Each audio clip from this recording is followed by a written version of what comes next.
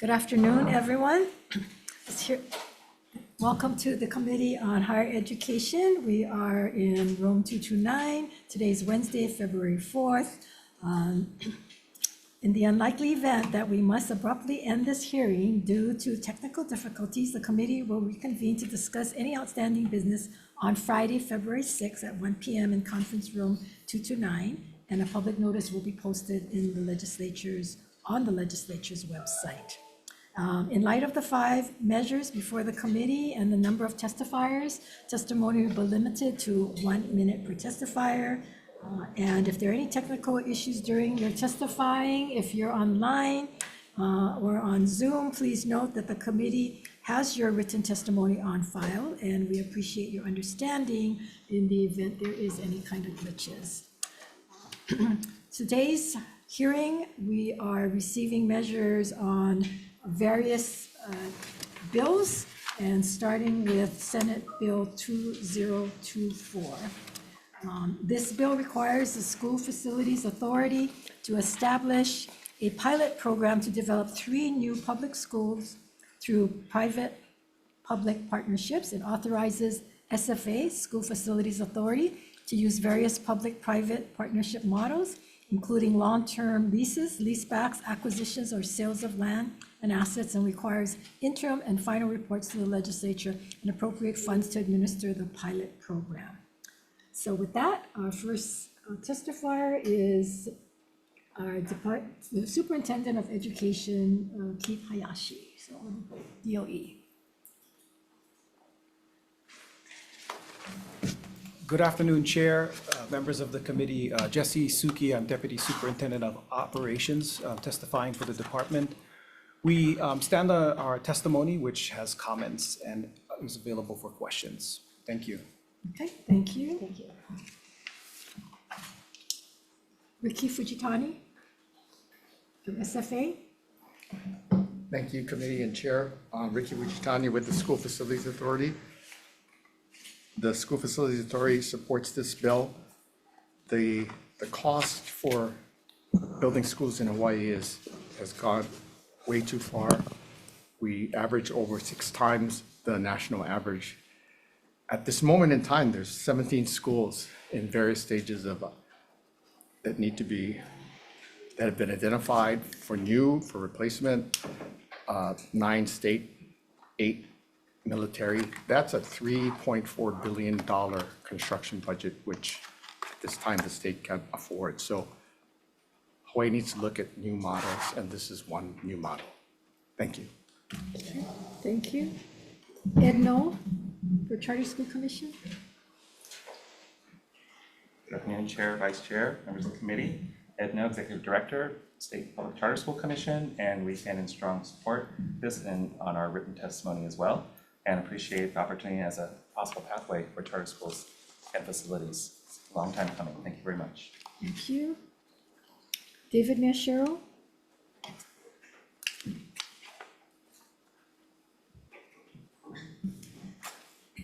Hello, Chair Kim, Vice Chair Kidani, members of the committee. I'm David Sun Miyashiro, Executive Director of Hawaii Kids Can. Hawaii Kids Can stands on our written testimony in strong support of SB 2024 with a few notes. Given the variance in local communities that are aging or growing rapidly, the status quo is inadequate for providing high-quality school access to families. At the same time, we know that there is local knowledge and ingenuity to bring innovative thinking to school facilities. We also recognize that agencies like the Hawaii School Facilities Authority can bring in additional resources and expertise off of school teams to make gold out of peanuts. Please help pass SB 2024 as a way to help more families access high-quality school facilities without burdensome wait times. Mahalo. Thank you. Matthew Zitello. Hope I said that correctly. Aloha, Chair, Vice Chair, and committee members. My name is Matt Zitello, and I am the Executive Director of Hawaii Technology Academy, HTA, the state's largest public charter school. We have campuses on 4 islands and six sites across 4 islands and a fully virtual program. We are currently at around 2,200 students enrolled, which over the past 4 years has been about a 60% increase. And even with that growth, we still are experiencing extensive wait lists, and particularly in Southwest Oahu. And we really, I'm here to just sort of put a face to HTA and to public schools' needs, and to just really be in strong support of SB 2024. And Mahalunui for your time. Okay, thank you. Let's see, Alec Marentic. Okay, we have a number of individuals that gave comments and also in support. But anyone in this room wishing to testify that I didn't call on, or you have a need to speak? If not, okay, members, we're open for questions. And I guess SFA? Okay. So how will you work in coordination with DOE as far as doing these projects, or is there not a need to work with them? So this is agnostic to the type of school. It could be a public school, it could be a public charter school. So the RFP would not specify that. It could be either or. What the bill does is, what it seeks to do is just to create a procurement process to let the private side work with schools to come up with innovative ideas on how to do this with less state funding. Whether it be mixed use, whether it be use of land, it's kind of like a concept award. And this concept has been done in several other jurisdictions. One of the most prominent one is in Maryland, where the initial tranche was 6 schools, and they've increased it to 14 as a result, where they've literally built 14 new schools within like 8 years and refurnished their entire district footprint. So that's the model, is let's try something different. Okay, and so what kind of measurements will we be able to institute that will let us know whether it's been more cost effective? Right, so and all this faster? is the RFP. So the intent is to put an RFP, Right. award, concept award. It's kind of like a 2-step. This then allows a real detailed pro forma plan where you can clearly understand what the private side is going to put in, what, if there is a need for a state contribution, what it is, what the terms are. And then each of those would be a decision based that the ledge would have to pass subsequently in the next biennium. All this does is lay down the planning concept for it, yeah.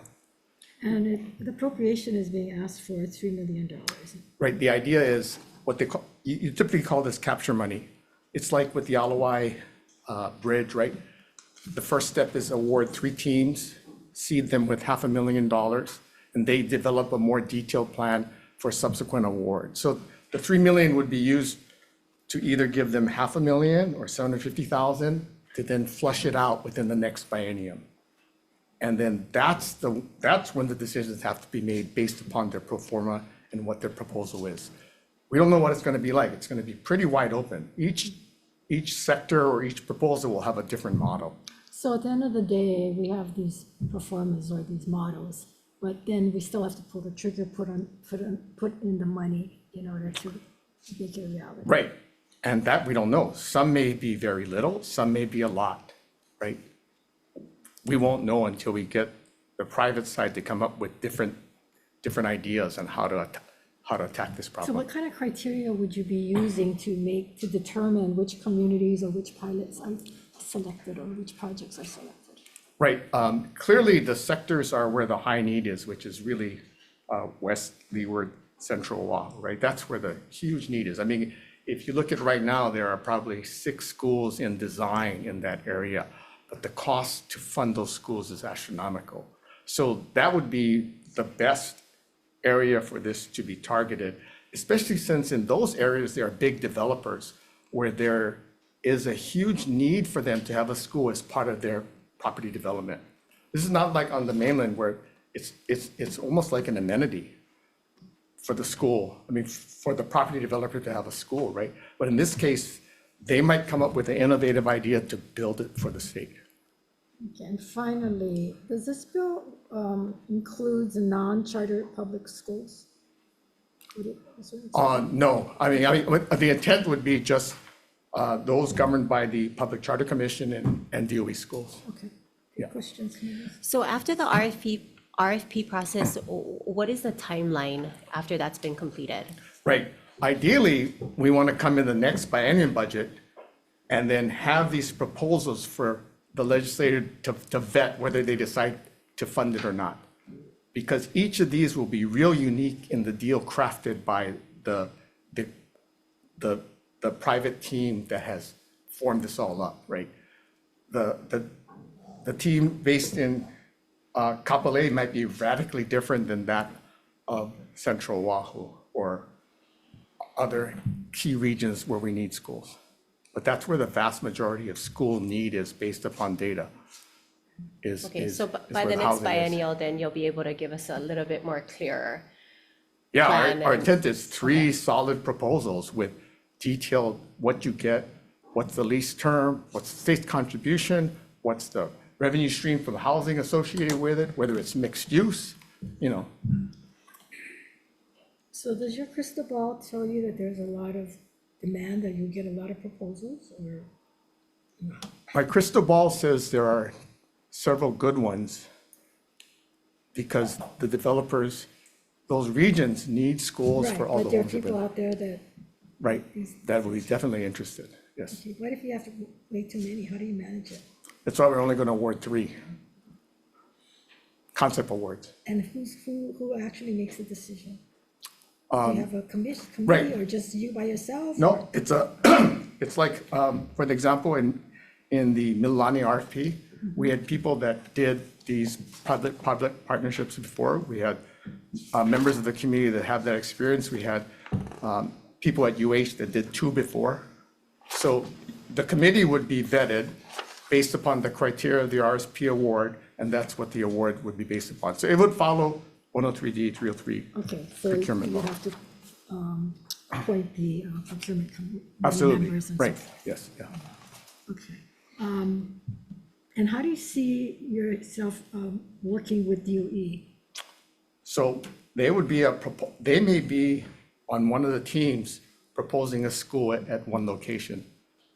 Nothing precludes any charter school, any future charter school, or the Department of Education to submit a bid with a developer on how to build a school cost effectively.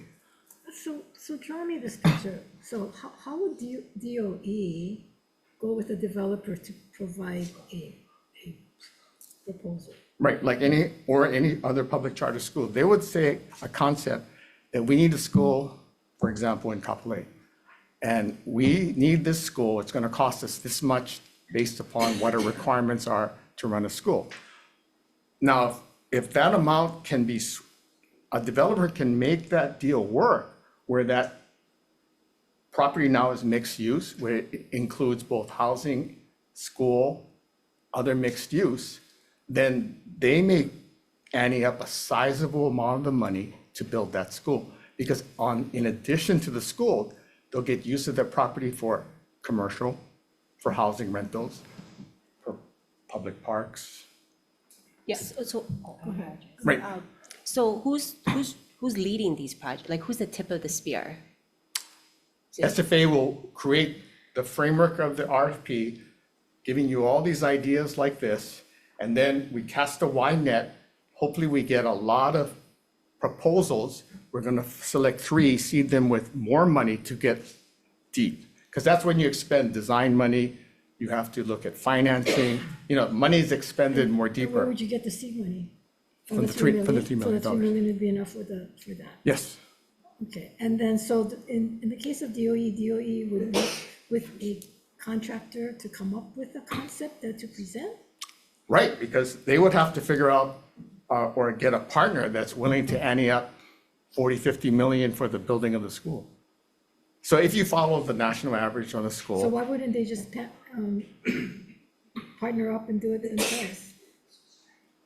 I mean, Which is, that's the way they. yeah, that's the way they if do their it. proposal is they can build an elementary school for 40 or 50 million dollars to meet their needs, then that would be one proposal, right? But as it is right now, right, our preliminary estimates for schools in East Kapolei are 160 million for an elementary school, 300 million for a middle school, right? It's a different, it's hard to get a developer to ante up that kind of money for a school.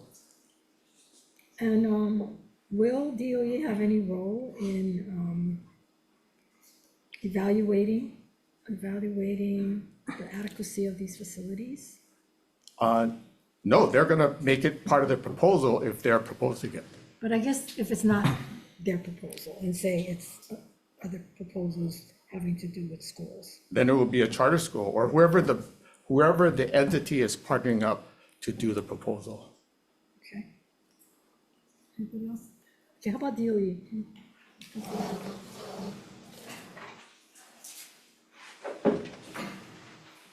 So I noticed that you basically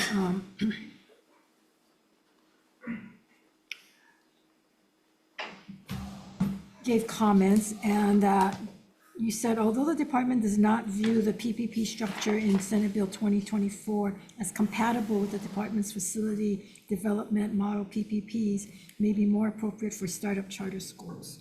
So can you elaborate? Sure. There was a lot said. So just some Identify clarification. yourself. Oh, Jesse Suki, Deputy Superintendent of Operations, Department of Education. Just a couple of points first. One is, so we are requesting, though, the board approved funding for 3 schools.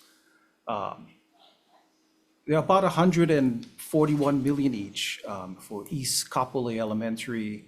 We're asking for planning money for another school and the CAM 3 replacement school. So, and the planning money is far less than 140. It's off the top of my head, it's less, a lot less. So it's about 141 for the other 2. So first that. The second thing is the P3s at UH I'm very familiar with. Those are for student housing. And usually with P3s, because it's private financing, the private financiers are looking at some sort of revenue to pay back the private bonds that they're gonna get from the private bond market, usually tax exempt. So when you're doing stuff like affordable housing, which I've done, student housing, which I've done, there's revenue generated so that the pro forma pencils out because there's payments over time that can pay off that bond financing. So with a school, like a DOE public school, there's no rents. So we depend on public financing. The properties that SFA is referring to out west are set-asides from Land Use Commission requirements when, the old Campbell estate divided up in proposed projects and lands were set aside. And so, we know that those lands are out there. And as the need for schools became necessary, when we're asking for funding like for East Kapolei, and there's a lot of need still. But we're not using a P3 model for Department of Education because it wouldn't fit because, again, there's no revenue source. So part of the proposal talks about pilot projects. So if SFA were, for example, to do a P3 on DOE land, another way that P3s are done is that there's this thing called availability payments. So availability payments are payments that a public agency makes so that the building that is built, owned, and operated and financed by the private developer, our right to occupy it and that building be kept at a certain condition is made, we pay for it through these availability payments over time. So, we wouldn't support that either unless we could get operating funds over the, usually it's like a 65-year ground lease that would help us pay to be there in the building. There's also a leaseback option in the pilot, so that's funds, but that we would have to have and pay to lease as the DOE. So if I could make one point about P3s from a public school facility perspective where revenues are not generated, it costs money whether you do it the way we do it or the way the private sector does it, because the construction costs don't change. So what changes? What is different? For a non-revenue generating project, one thing you might get is guaranteed that it's operated and maintained for the life of the project in a certain condition. And you pay for that, so you have to pay for that. That's not free. But then, you run into this issue of privatization. So you have to be sure that you coordinate with unions who usually operate the building, janitors and so forth. So I think, or we think, in our testimony, we said it would work for charter schools because charter schools have a lot more flexibility, right? They actually currently seek private funding, private partnerships for the campuses and facilities because the DOE does not build private charter school facilities. So, in a P3 concept might work for them. With this extra, you have to have some kind of commercial component, like SFA was talking about, because you need some kind of revenue generating source. But again, I don't know how all that works, because usually the revenue stream is tied to the actual facility. So, you'd have the commercial separated from the school. So who pays for it? And one last point I'd make is, when you talk about building cheaper, because the cost is the cost, labor, capital, land, it costs more in Hawaii, private or public. So when you talk about building for less, you're talking about building less. So smaller classrooms, maybe you don't have a band room, maybe the cafeteria is open and it's just a pavilion. Maybe there's not as offices for administration to meet with students. If there's a fight or something, there's no privacy. These are the kind of things you're going to have to reduce so you can get to that. I think I heard 40 million. So those are the things that you're going to have to give up. But again, it might be workable with charter schools, which have more flexibility and not such a huge portfolio and program that requires certain dimensions in order to offer the curriculums that we have. Thank you. Okay, so, but this measure does not require DOE, so it could be all charter schools. It could on be, the spot, right, and to that extent, we support it. The other thing is, I have to beg to differ with you, the cost is the cost, because there's ways of delivering it that could be a lot less without having to sacrifice on the size and the cost. One of the ways is to cut out consultants, cut out, the inefficiencies, cut out the change orders. There is so much waste going on. And what I'm concerned with DOE is that you folks are so stuck in the way it's done the same way over and over, and it's a cookie cutter, and there's no change. And if we're gonna try to do something new and move forward, and never in all my years, I thought that schools would turn into health centers, but basically that's what it is. That the nurses would be giving out medication at schools. The times have changed. Schools' purposes have changed.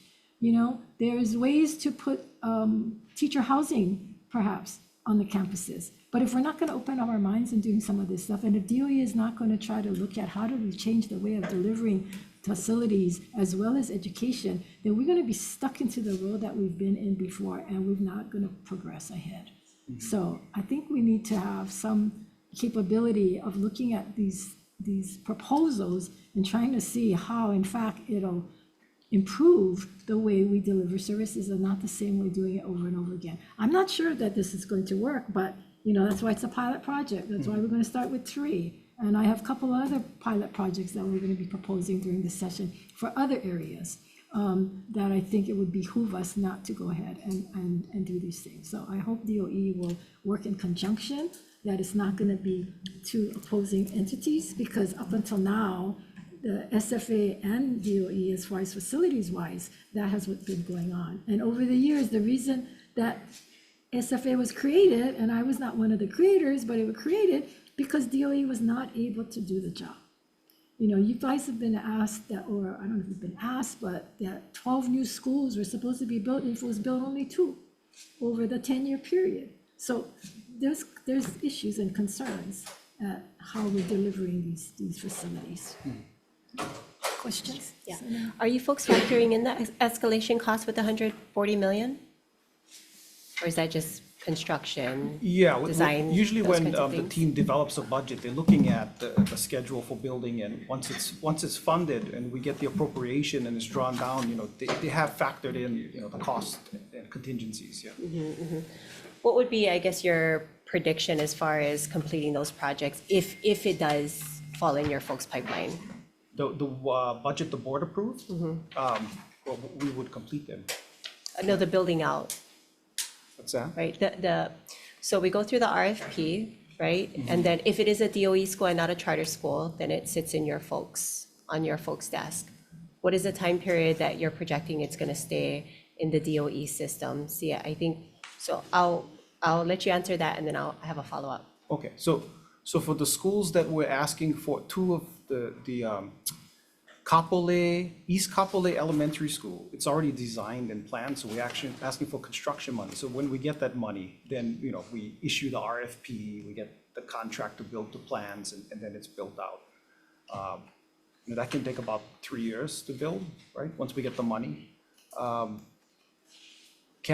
CAM 3 temp school is currently being discussed and planned, and working closely with DAGS and the governor's office on that one.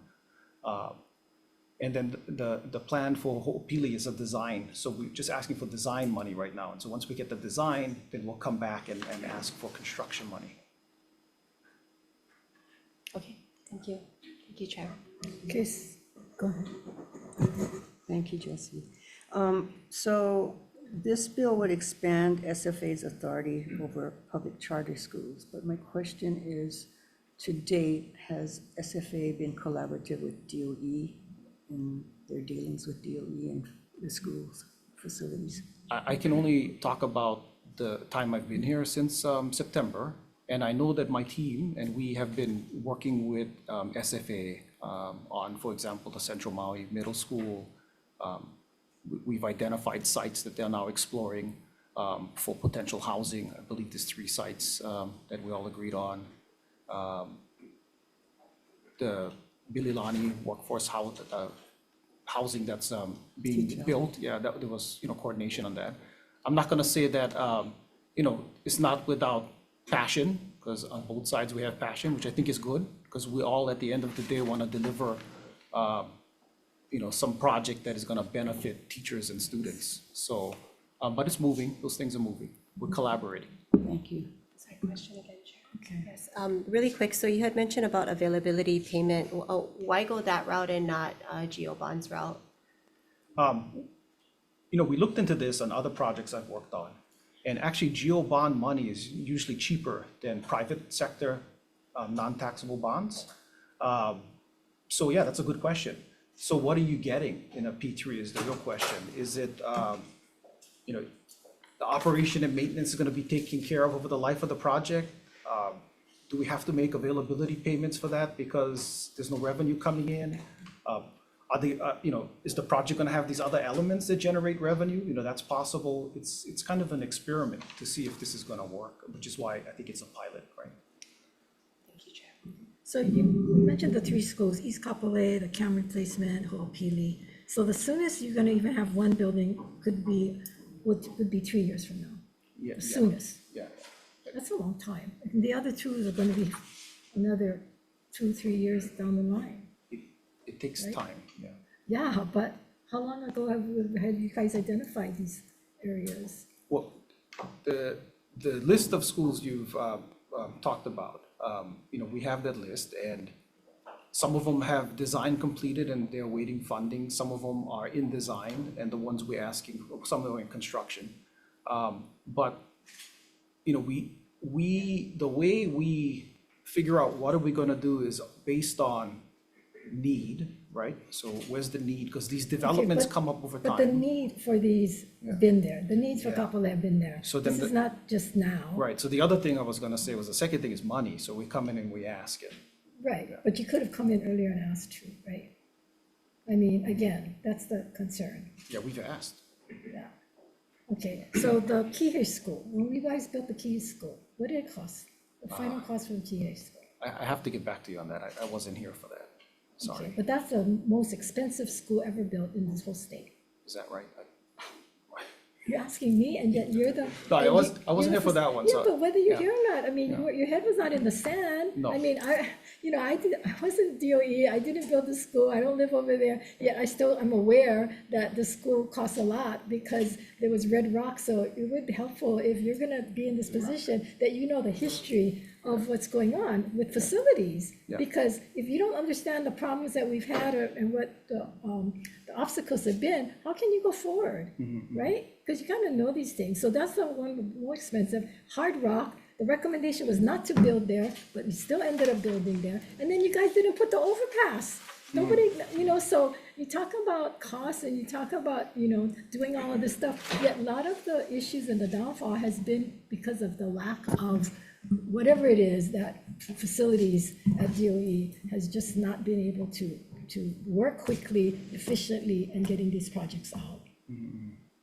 So I think that's one of the biggest areas that we have to, that is facing the department, and whether or not you guys are going to be able to move forward to deliver some of these facilities. Well, we are delivering facilities. We've delivered hundreds of classrooms, gyms, tracks, all kinds of things over the year.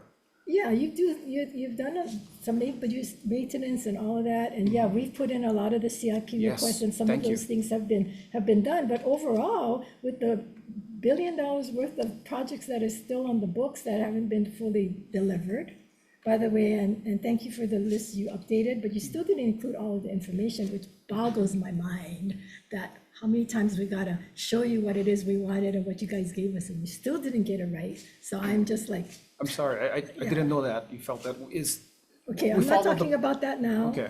Okay, we're talking about this because we Okay. don't have a lot of time. But, I even now lost my train of thought. Maybe dementia is setting in for me as well, but, you have to be able to, in the Kihei School, just problem after problem, cost after, we could have probably built 3 schools with that money. 3 schools. And the timing, it's just forever for these schools. I understand some of the schools are busting at the seams in the west side. there's a need there. Yes, and we've known that for a long time, so. Okay, any other questions? Senator Hashimoto, any questions? No? Okay, there are no other questions, thank you very much. Thank you. Senate Bill 2163. Okay, this is relating also to public charter schools. This strengthens fiscal accountability and oversight for public charter schools by standardizing annual independent financial audits, requiring public disclosure of audits, and expanding review and enforcement authority. Authorize the auditor to conduct financial audits of the charter schools deemed high risk or for insolvency, and requires a one-time 3-year look back at audit for all charter schools with reporting to the legislature. So with that, we have Office of the Auditor. Les Kondo, not here. Okay. Are you online? Okay. Not present on it's- Zoom, Chair. Okay, thank you. Hawaii State Board of Education.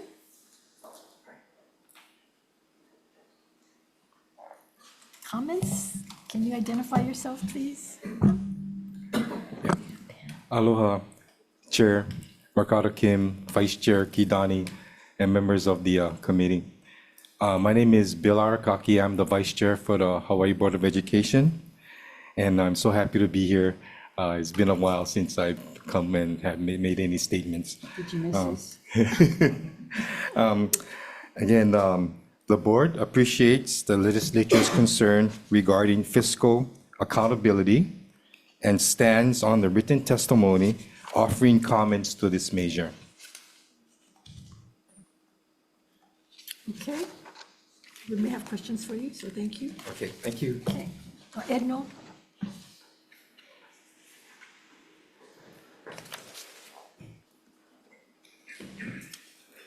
Good afternoon, Chair Kim, Vice Chair Kidani, members of the committee. Danny Vasconcelos Jr., Finance Director with the State Public Charter School I Commission. was gonna say, you don't look like Edno. I'm up to bat on this one. Okay. You have the commission's testimony. We did want to clarify and point out that charter schools, as well as the commission, conduct annual independent financial audits. We currently have 4 local CPA firms that conduct these audits. We're hoping to add a few more on shortly. But again, the commission does conduct these audits, charter schools conduct these audits. We collect this information and can provide it to the committee upon its request. So Mahalo, thank you for the opportunity. Okay, why don't you sit there, because I don't know that we, anyone else wishing to testify? We only had three testifiers. No? Okay, so we have questions. So I guess I'll start off. So what is the difference between the audits that you already do now and what is being asked for in this bill? Not certain if there's a difference. It does seem that it's, it clarifies advanced independent financial audits. So again, these audits we assume would need to be conducted by CPA firms, except for the case of the state auditor's requests. So again, it appears to be that these audits will be these same audits conducted by these independent CPA firms and not any other state agency. So in essence, you're saying you're already audited and that you don't feel that this bill is needed? I know with the inclusion of the state auditor in this measure, there are other concerns, especially with some of the previous conversations we've had in terms of some schools experiencing financial distress sentence that can lead to closure. I believe that the legislature feels that additional steps are needed to, again, prevent this case, or at least try to get a better sense of ensuring that not only the commission, other state agencies such as the Board of Education, and in this case, maybe the state auditor, if we're made aware of these things that, as early as possible, that hopefully, things like a school closure can be avoided, especially for financial reasons. So would you be looking at this measure to see maybe what are some of the other things that you folks can make sure your audits cover so that you don't have to have a whole separate audit? We can definitely work with, of course, with the Board of Education as well as the state auditor to ensure that if there are any specific items that either the legislature requests or that either the board or the auditor feels should be included, we can definitely work with them, and as well as our accounting CPA firms to see if we can incorporate them into the audit. Okay, questions, members? Question, Chair, thank you. What is your turnaround time to produce an audit once you have been instructed? How long does it take? We usually start field work, at least I'll speak for the commission side. I know the charter school side, it may vary, but the commission on an annual basis has to undergo the single audit, which is the more comprehensive. It includes a compliance component versus just a standard financial audit. So charter schools as well, if they meet that threshold of receiving, for this upcoming year, it's going to be $1 million in federal funds, receiving and expending. They're going to cross the single audit threshold. On the commission side, we start field work roughly mid-August and going into early September when we first provide the information that our auditors request. We go through, our due date for the audits are November 1st. So we're working from, like I say, about mid-August up through November 1st to try to get that audit in by that specific due date. That due date is actually driven by the reporting requirements for our State Department of Education, and they're working on their audit as well as the annual comprehensive review run by DAGS. So 3 months? Like I said, on the commission side, that's the time frame that we have and we've set up with our auditors is to, again, everything is kind of pointing at that November 1st deadline to have a report. Because on our side, as well as with the charter school side, our commission will review and accept the audit, and on the charter school side as well, their charter school governing board will review accept. And in some cases, the governing board is, will work through some issues with the auditors. Yeah, what happens if that 3-month deadline is not met? We have had issues with schools not being able to meet the timeline, especially this year. Part of it was due to some of the issues we've had on the federal level. There's a compliance supplement that's released on an annual basis that provides either additional guidelines at the federal level. That was late this year, but in this case, the commission sometimes has to exercise its intervention protocol, meaning that we'll have to contact the school's governing board to essentially put them on notice. It's called a notice of concern, to put them on notice to say, your audit was due on November 1st. It hasn't been submitted on time, and we need to get clarification or understand what's going on and when to expect that audit. So really no real consequences or penalties if they don't meet those deadlines? Nothing, it's something that we do take, our commissioners are aware of anything that comes up, if a charter school is either habitually late or they get, seems to have a lot of issues. It's something commissioners could note and decide to take further action on. So I believe that really is kind of the root of the problem here, is that there's really no hard deadlines, which according to the state auditor's testimony is, to be opening up audits for DOE would overwhelm the department. But that is because you folks are not imposing any hard deadlines or any real consequences for that. If that's the issue, again, that I think the state auditor is bringing up, as well as the legislature is looking at, we can work with our auditors to let them know that, I guess the ultimate consequence would be to remove that auditor from the list. We are hoping our auditors can work with our schools, and if it's an issue like the compliance supplement that wasn't released, we do try to work with them and say, if we can get your financial reports and have that information that we can provide not only to our commissioners but to DOE as well, because DOE can use those numbers to start to fill in their reports as well. We've worked with some of our auditors to get those financial reports. It may, the final audit may be a week or two away. So we try to exhaust every available avenue we have working with our auditors. One more follow-up, and then this would be my last follow-up. Because instead of, like how you said, remove the auditor, I believe that if you folks were to really impose some serious consequences on meeting those deadlines, then it would avoid the legislature having to pass bills to tell you how to do your job. So you folks not doing your job only puts more work on us to have to pass bills to tell you how to do your job. And then now we're asking the auditor to do your guys' job too. So I think that there's some real serious structure that needs to happen within the department to ensure that you folks are more than capable, which I believe, of doing the job. But when it comes time to not do your job, then there's no consequences for that. So now we have to step in. We have to pass laws to tell you guys how to do your job. Then we got to tell the auditor to do your guys' job. So that's just the point that I want to make. Thank you, Chair. Okay, thank you. Just wanted to, since the auditor is not here and I'm not lobbying for him, but since they are being asked to do this, they do say, we have strong reservations about the bill. As Section 1 notes, public charter schools are currently required to conduct an annual financial audit. Those audits generally need to be completed by the end of October to be included in Department of Education financial statements and relied upon for purposes of the State of Hawaii Annual Comprehensive Financial Report. Many public charter schools do not meet the deadline.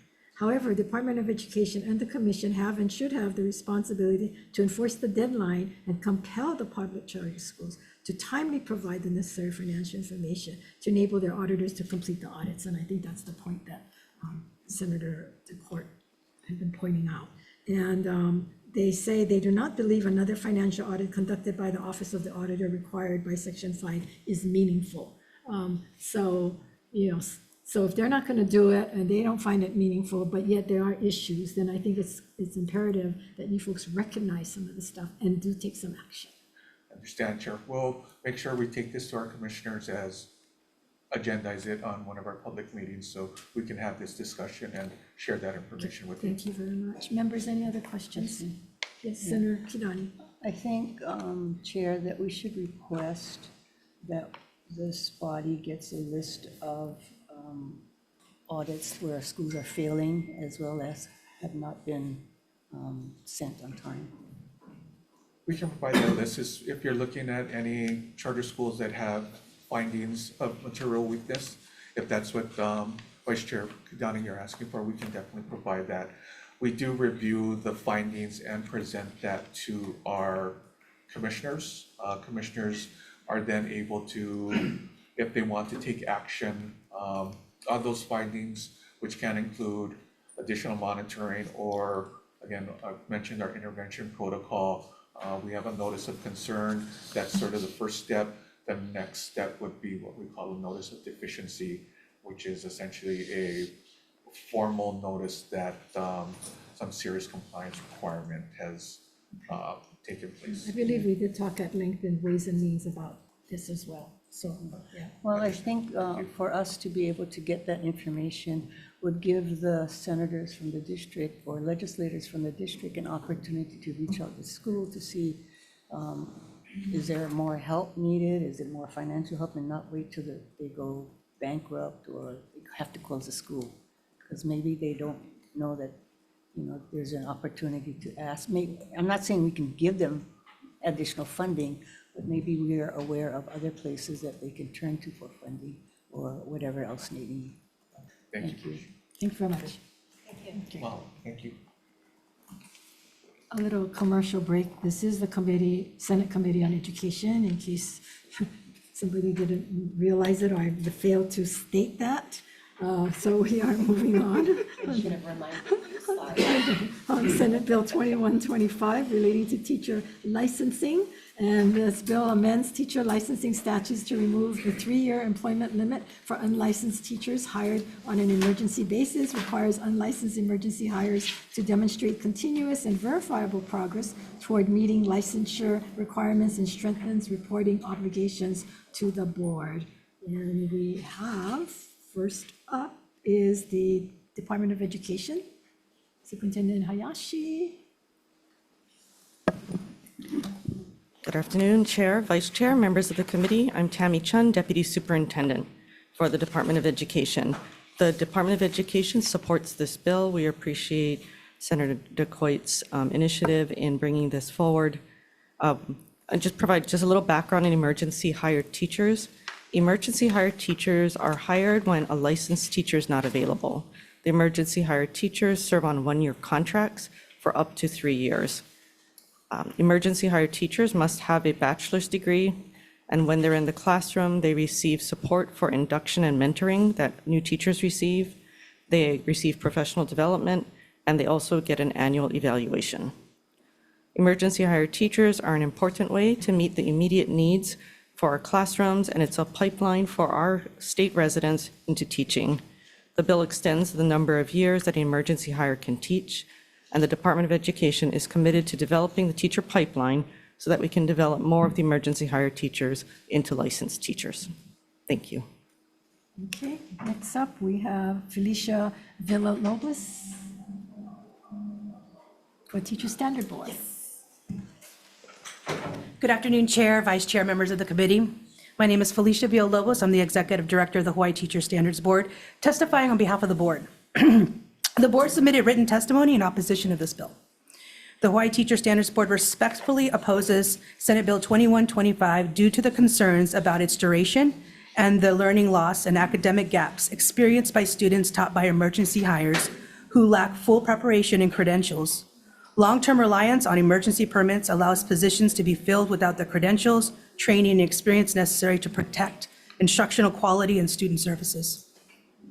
Emergency hire permits are intended to address short-term urgent staffing needs when no qualified candidates are immediately available. Extending these permits beyond 3 years fundamentally changes this purpose, and it's no longer an emergency. It effectively functions as a permanent appointment.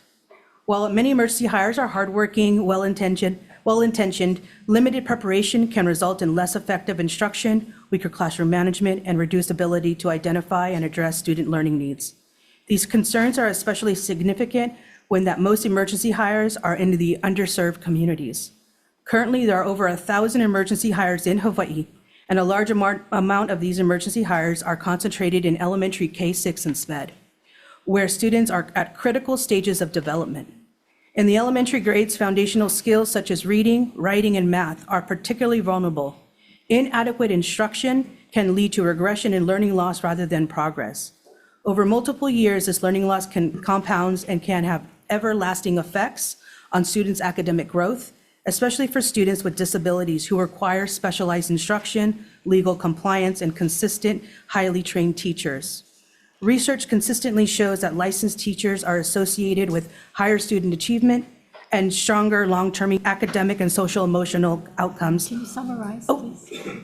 I just want to say that this is going to have long-term consequences because the concentrated emergency hires are in elementary and SPED. And if they're untrained, that compounds. There's a 4 to 6 month learning loss for every time they're taught by an emergency hire teacher. Thank you. I'm sure we'll have questions, so please stick around. Yes. Yuko Cross.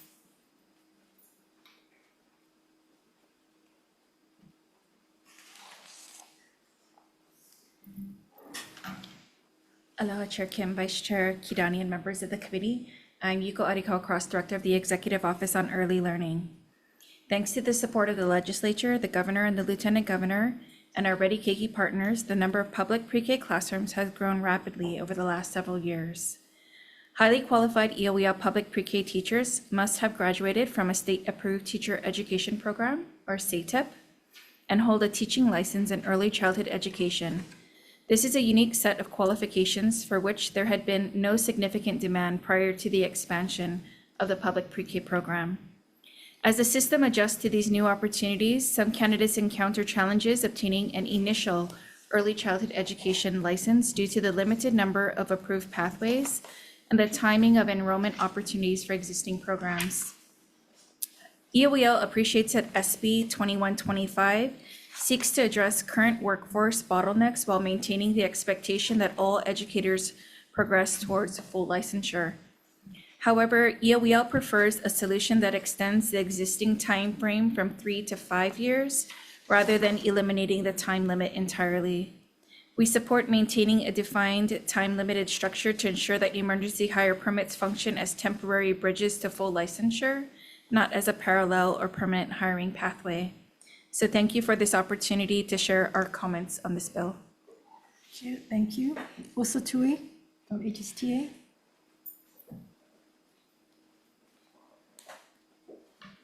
Aloha, Chair, Vice Chair. My name is Sarah Milianta-Laffin, and I'm speaking on behalf of Osatui Jr. and HSTA. I have the honor this session to be your teacher lobbyist. So my job is to come speak to you as a practitioner actively in the classroom about what's important to teachers and educators and students across the state. So for this piece, what we're looking at is we're all here trying to fight the teacher shortage. And this is a bill that goes ahead and supports that by making sure we get people who are passionate about being in those classrooms completed with their programs and in the classroom. So we believe that this supports fighting the teacher shortage. I will also say in my capacity as Leeward Chapter President for HSTA, that's 3,000 teachers from Makaha to Pearl City, that we have a lot of teachers who are seeking licensure, who have issues with getting their license. This, particularly in Hawaiian immersion, where it's been harder for people to get their license. At my school, I have 2 incredible teachers who are fighting to get their license. The kids love them. I watch them teach, and it's just, it can be tough to get to these programs. I would also say sometimes people may have a baby or something that goes ahead and impacts their studies as they're moving forward, and I think this just helps find a way to fight that shortage. Mahalo. Thank you very much. Okay, I don't know if I can say this right. Jonaris Lampa? No, not here. Okay. Douglas Boyer on Zoom? Yes, I'm here, yes. Aloha Chair, Vice Chair, and members of the committee. My name is Doug Boyer, and I'm the principal at Lanai High Elementary School. I'm here today in strong support of Senate Bill 2125. As a school leader in a rural neighbor island community, I see firsthand the serious teacher shortages our schools face. To remain fully staffed, we rely on emergency hires and emergency hires from the J-1 visa program. Many of our educators hold advanced degrees, years of experience teaching, or in the industry and have been award-winning. I can personally attest that our emergency certificate personnel provide effective, culturally responsive instruction and critical continuity for students in our rural community, resulting in positive academic and social emotional outcomes. Lanai High Elementary School has filled 19 of its 60 positions with educators holding emergency hire certificates. Without emergency hire certificate certified teachers, Lanai students would be facing long-term vacancies and a lack of consistent instruction from a single individual and potentially larger class sizes. At Lanai High Elementary School, we take training, emergency certificate, and new hires seriously. We provide in-house mentoring, professional development, instructional coaching to help educators who are not fully licensed become effective, confident teachers as they progress towards certification. These teachers are not temporary placeholders. They are essential members of our community. This bill emphasizes sustained progress rather than limitations. This bill allows educators to focus their energy on what matters most, supporting students, while holding accountability to move steadily toward full licensure. Thank you for your time. Thank you very much. Appreciate you taking the time to be on our Zoom for today. Okay, we've had, 33 people send in testimony, 3 opposed, 1 with comments, and so we have approximately 25 others that have sent in support. Is there anyone here in this room that would like to speak, or I did not call your name? If not, okay, so we are open to questions. I know there'll be questions, so why don't we start off with DOE? And then probably the teacher standard board, so as well.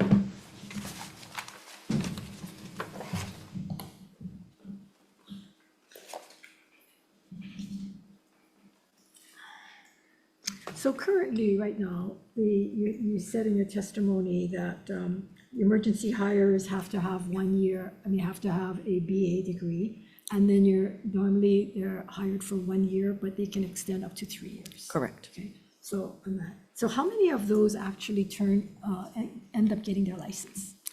At this time, I don't have that information. We are researching that and we'll have an answer later in session.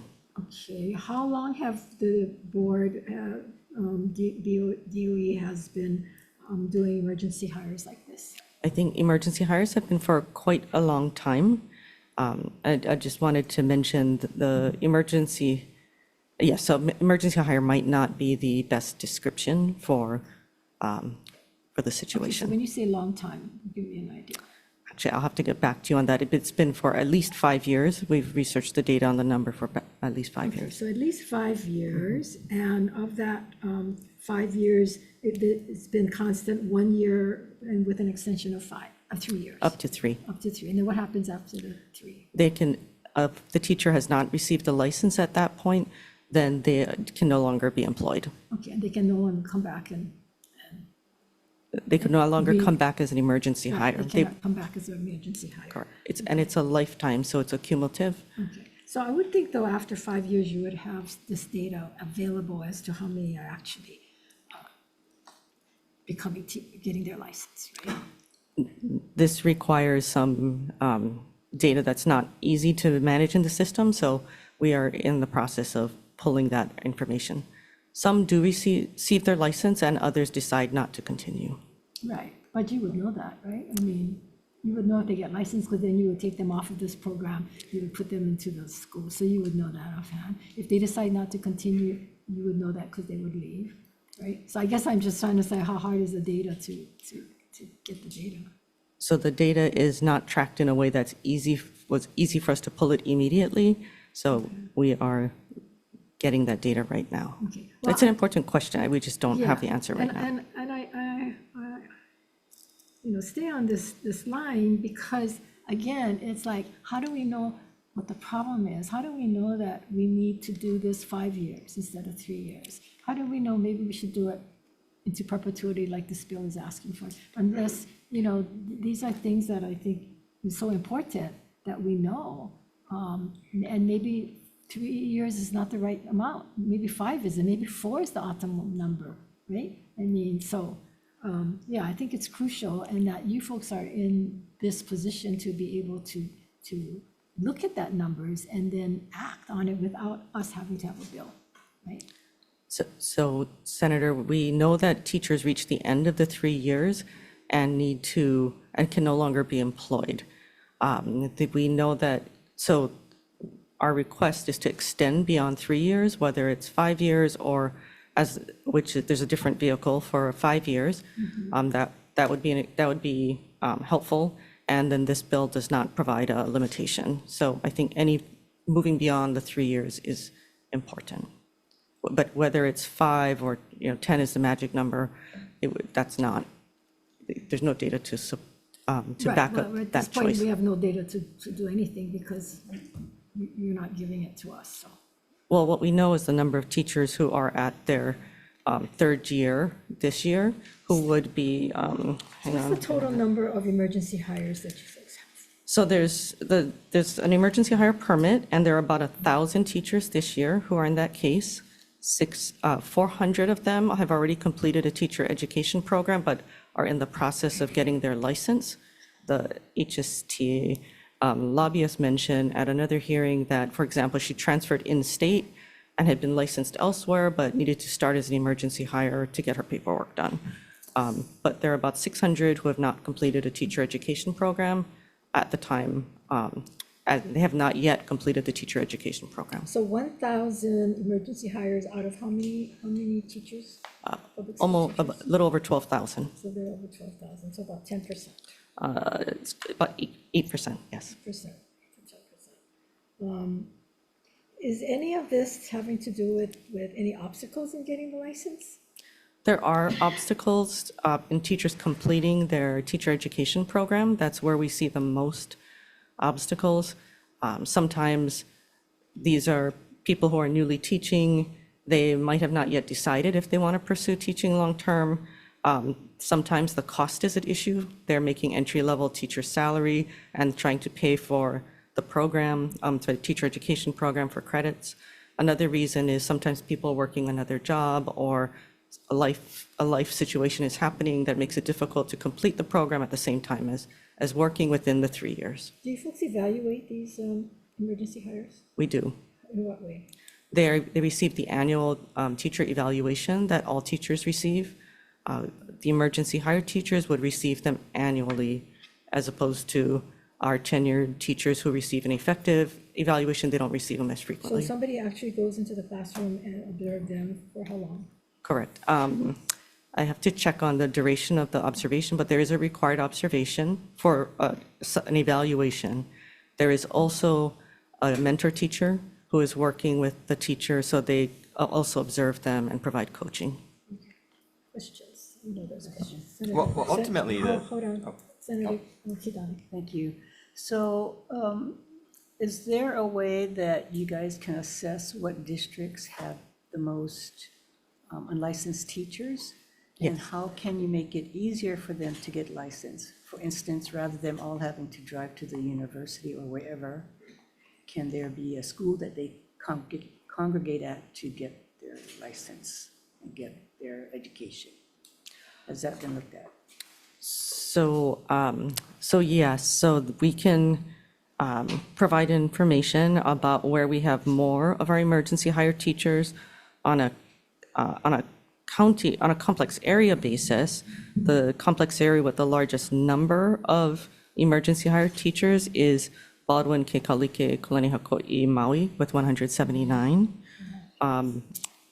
We do see a lot of issues with shortages and with housing challenges for Maui County in particular. So we have that information. The other is we are beginning discussions with some of the teacher preparation programs about if this program, if this law passed, could we restructure how the programs are timed so that it fits better with a teaching schedule, with a teacher's schedule for these particular group of teachers.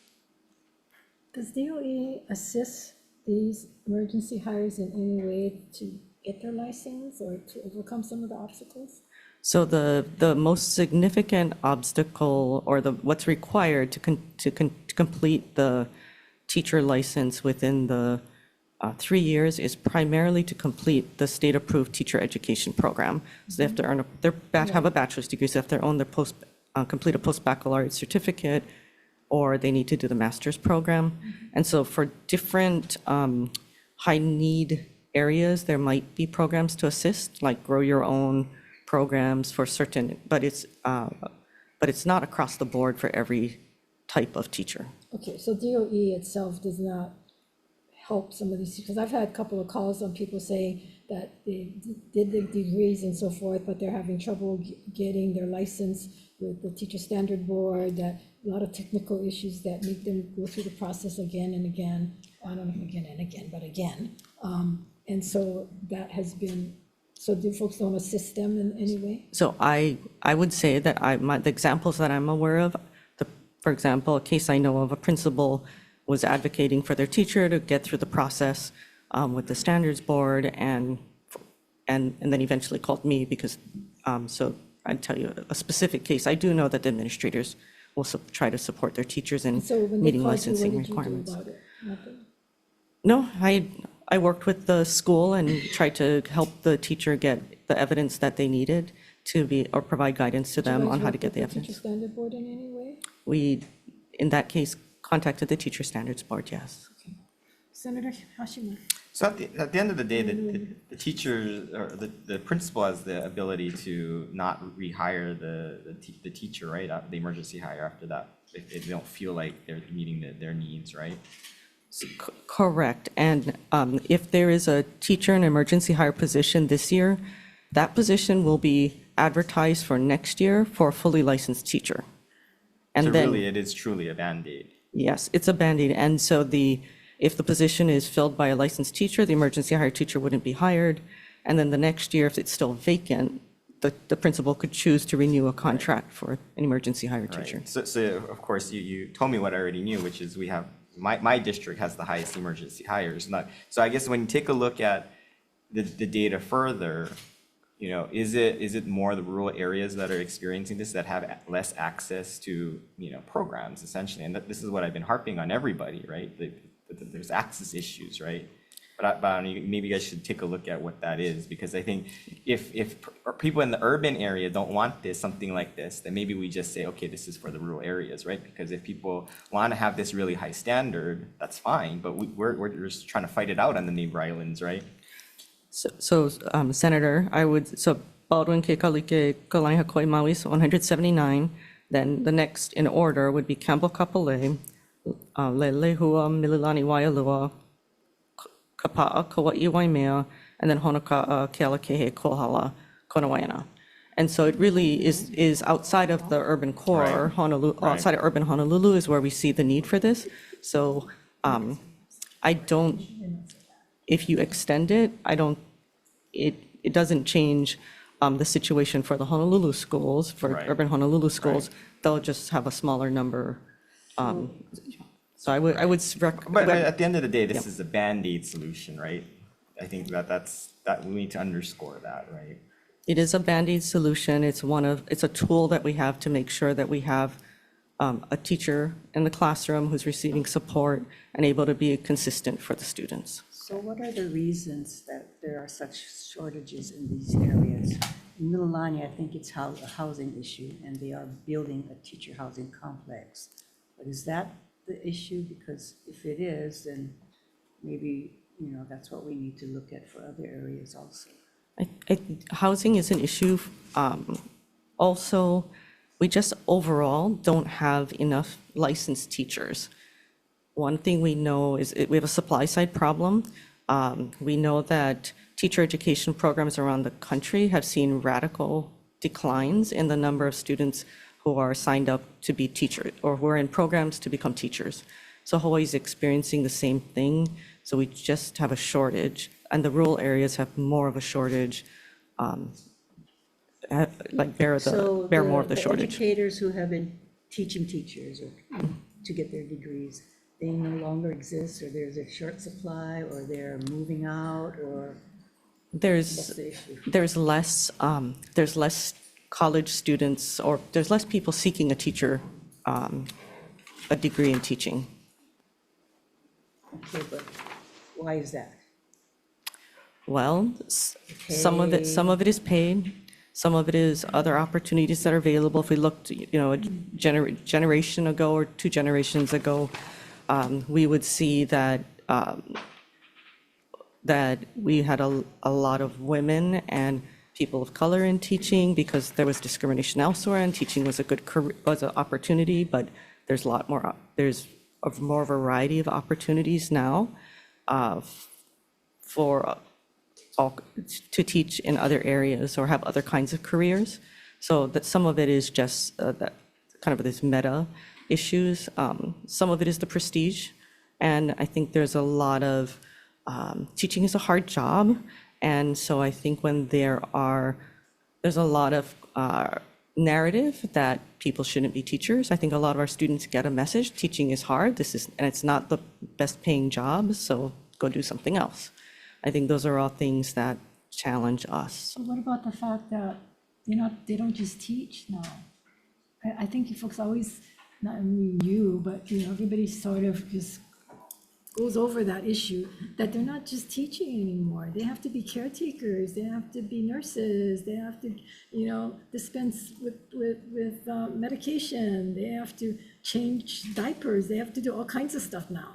And I know that because I hear that from a lot of the people that went into teaching. It's not like before, they taught 100% of the time, they taught. And now that's not the only reason. And then the parents are no longer, I shouldn't say this because I know I got calls about it, but they're not as involved. They drop the children off to school and expect the school to correct all of the problems that is going on with the child. And when they don't do it, then they get really angry with the teachers and with the schools because, people believing that, that they should be able to drop the child off at 2 years old and then pick them up at senior year, right? Pretty much.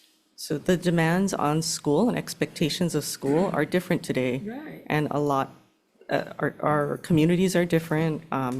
And especially post-COVID, we're seeing a lot of different needs in schools. And so to help our students to be successful in the learning goals that we have for them, schools have done a lot more. But have we crippled our families because of that? Have we crippled them to thinking that the school is the panacea? And the more problems there are, the more that we as government, and we want to help everybody, have taken on these burdens, which then doesn't solve the problem, but just keeps growing it bigger. Because if you look at every year bill, we used to take them at 4 years old for preschool, now 3 years old, and then it's 2 years old. I've had calls coming in. So it's pretty much like, after you have the baby, just drop the kid off.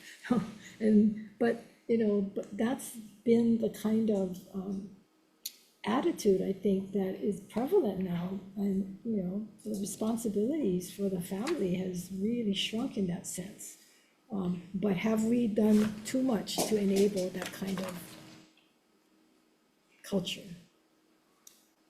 Senator, I think it's a question for the community and the legislature as a whole body about what our expectations are of the Department of Education. And I think it's a question education- worth asking, but But the Department of Education, being that this is just one part of all the problems in our state. You folks are on education. To be the leaders to say, hey, wait a minute, enough is enough, or stop, or this is the cause why, people don't want to go into education, why students aren't pursuing it, they see what the teachers are going through. I mean, there's got to be not just, okay, we'll do this bill, okay, yeah, we'll take on more, yeah, we'll hire more psychologists, yeah, let's, and you guys embrace all of this. I mean, that's been my sense in these hearings. Yeah, and I think maybe we can ask the Board of Education to send a report to us to give us a clue, or give us a heads up on why, people are not going into teaching. What could we do or try to do to enhance it so that we can recruit more teachers? Thank you, Senator. We also have the Teacher Education Coordinating Committee, which is created by statute, and it brings together all the teacher preparation programs together with Department of Education.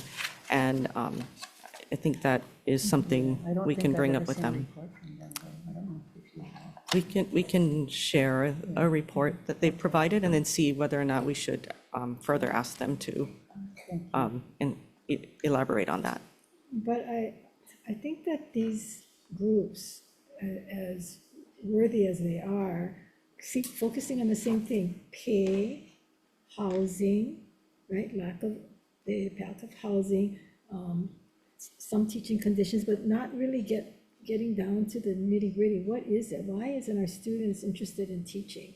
I mean, so besides, because, sometimes pay, it's not just the pay. My sister said she worked as a special needs teacher in the mainland, and she said, it's not necessarily the pay, it's everything else, dealing with the parents, dealing with some of the disruption in the classroom and feeling like we don't have the control. I mean, there's a lot of stuff, and I think that's what we're missing, because we're too focused on the pay and the housing. But I also think it's because parents expect teachers to be parents and Yeah, exactly. yeah, so I think it's, on both sides of Right. the issue, but I'm not sure how we handle it, how we deal with it, what we can do, put in place to, help the schools and the teachers to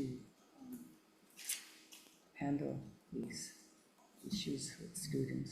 Well, these students grow up to be parents who then have kids that sit in classrooms. Yeah, So that- it's a cycle yeah. that goes on. Okay, Senator, you've been waiting patiently. Thank you. It's hard because you don't really have any numbers, right? So I feel like our conversations are just kind of talk story sessions. But do you have any way to quantify if extending this 2 more years would be able to retain the teachers to have them go through the process? Is this the solution, or one of?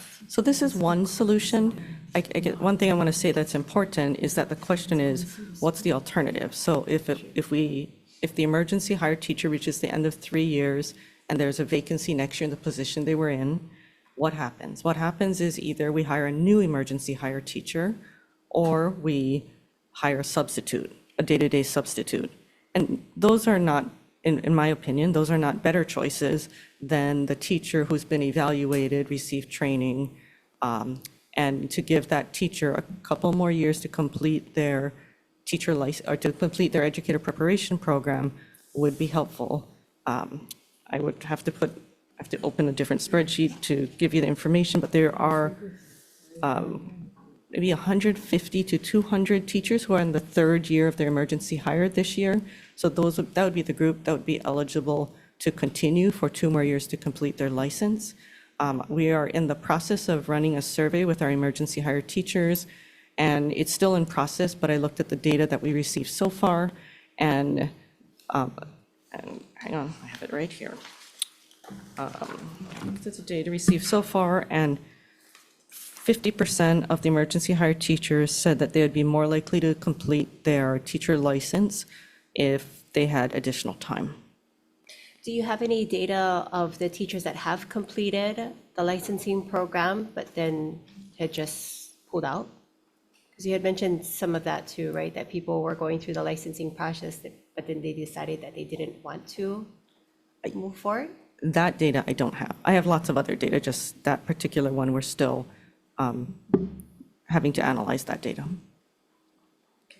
Thank you, Chair. I can follow up. So when you hire an emergency, then normally they start the process in order to get their credentials and whatever necessary, and then their license, or some of them already have started the process. Some of them could have started in the process. Okay, but say for one, so you hire them today, and what is the normal process then? They start, does it take a while, like they have to wait till the next class or whatever? Yeah. How does that work? Correct. So if we have an emergency hire teacher who has not yet started a teacher preparation program, Teacher preparation, okay. they would have to apply for it and then begin coursework. So once they've already started in school in August, it's too late to apply for the program for that school year. So they would have to apply for the program during that school year and then begin the process. Okay, so say I want to be a teacher, so this is February, and I come to you and you hire me. So in order to start teacher's prep, I have to apply by when? So it would depend on the particular program, because they could apply for a variety of different programs that are approved by Standards Board. But on a average or general basis, So for, say, UH Manoa, you would need to apply for fall admission and I'd have to look up when fall admission for graduate programs are, but for undergraduate programs, you would have had to apply by March okay. for the fall So it admission. does take a while. So I apply and I get accepted in there. So the program is 3 years? So a post-baccalaureate program, I believe, is 1 year, but I would have to confirm that information. And then a master's program would take longer. Okay, so it could technically take me 2 years from the time I get hired to get my teacher's prep. If you were on the most, Right. Then accelerated once I pathway. finish my teacher's prep, how long between that and getting licensed? Then you need to apply for your license at the Standards Board, and I would defer to the Standards Board on that process. How long it takes. I'm just trying to understand the 3-year process right now. So if it takes almost 2 years to even get the teacher's prep, then maybe an extension is needed. Because then, I don't know, depending on how long it takes to get a license, then maybe 3 years is not the optimum number, but. Yes, we definitely have anecdotal stories about good people who are doing well in the classroom, but for different reasons run out of time to complete their program.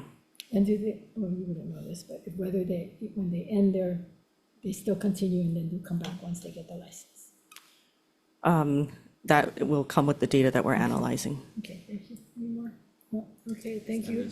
Yeah, teacher standards board, please. College slide.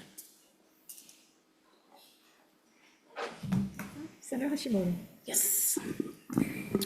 Thanks for being here. So, I'm reading your testimony and it's like deja vu again from last year, that you're against, trying to help the DOE and trying to figure out their shortage. So I'd like to ask you, what did you do over this last year to help the DOE to bring down their shortage? Because I'm reviewing some documents and I'm very alarmed at what you have done over this last year. So I think you're putting more barriers up than helping to be solutions oriented. Perfect. Thank you for your question. So in working with the TECC committee, and you've had Dean Murata here to talk about that, the Hawaii Teacher Standards Board started the seed of Educators Rising, the CTE TAP pathway from building from high school all the way to hopefully a registered apprenticeship program. Because there is that narrative Okay, of, well, that hasn't really come to fruition over this last year. So I'm talking about what did you have done over this past year? Because when I'm looking at it, right, didn't you guys put a moratorium on new teacher pathway programs coming into the state? Yeah, so it has come to fruition. Actually, on Friday, they're having their Educators Rising competition. Okay, so where how many did you get through that?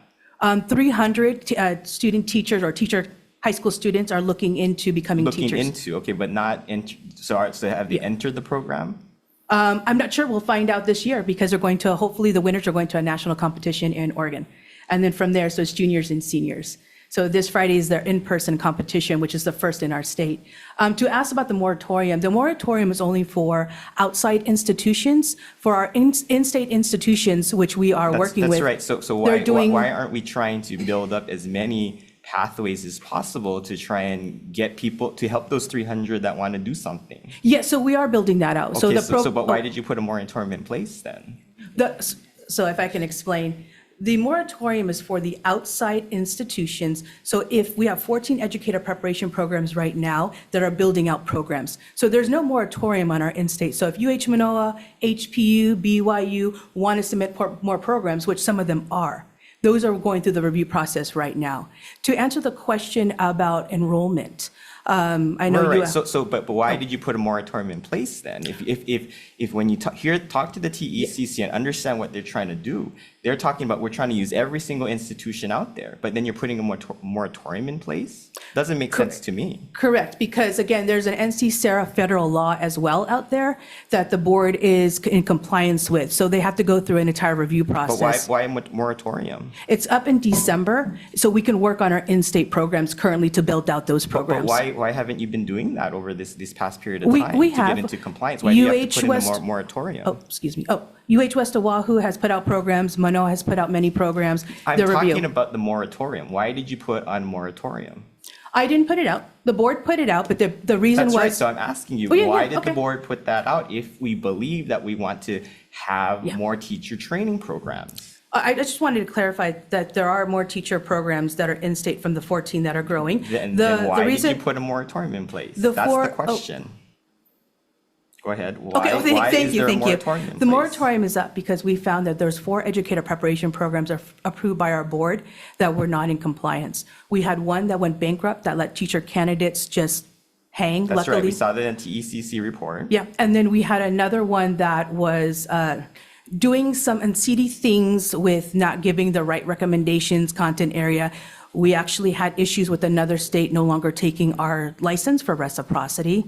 We had another one not guiding their candidates correctly and giving them wrong advice, which extended their program. And then we had another one that was in compliance with IDA federal law. So the why more- were they at that point, though? Weren't you guys supposed to be overseeing that? Correct. So I started 5 years ago, and these programs were all approved prior to that. When we found these things were happening, then the board decided maybe we should relook at our programs, but didn't stop the programs from in-state from developing more programs. I understand that. So the moratorium was up to reevaluate, like you said, so it doesn't continue to happen, because it happened 4 different occasions with 4 different preparation But isn't that a programs. failure of your oversight powers, and why did you guys let that happen? It was not a failure and an oversight problem. We've had 2 different executive directors prior to me. And so when we were finding this out, we were getting phone calls, and we actually found it out when they were doing their accreditation process as well. Accreditation happens every 7 years. And as a state entity, we sit on these accreditation, and we're finding that things weren't lining up. And then we started getting complaints. And so that's when we had to investigate, and we did immediately investigate. Okay, so when you read the TECC program, or the report that we just had an info briefing on, the vacancies was because of the DOE's aggressive hiring practices, right? But it seems to me that the standards board is not part of that, process of trying to figure out how do we retain all these people that we're bringing on board. That's my problem with what HTSB position is what are you trying to do to help them keep all these people that they bring on board? What it seems like is once you get to year 3, you don't care. You're at the point where the standard needs to be really high, which is great. That's great that you want the standard to be high, but I think at a certain point we have to be practical, because we'd rather have, to me, when I'm in a district where I have the most emergency hires, I would rather have someone in the classroom that's, that the principal's overseeing. Right, they should be monitoring to making sure that these teachers are doing well for our students. And if we have an administrative burden because you guys can't figure out how to create additional pathways, that's where I have a problem. And over the last year, I have not seen anything. You guys have not come and seen us to talk about what your solutions were, because I did ask you last year, but nothing. It's been silence, and then we're here again, right? And then you're now again still opposed to this kind of bill for us to retain all these people that we're onboarding. That's my problem with the standards board. So the teacher shortage has been going on for 3 decades, 30 years. The emergency hire permit, it was asked earlier, how long has it been in place? It's actually been in place prior to the standards board being a standards board. It was the Department of Education that was doing emergency hire permits. So this is a long-standing problem.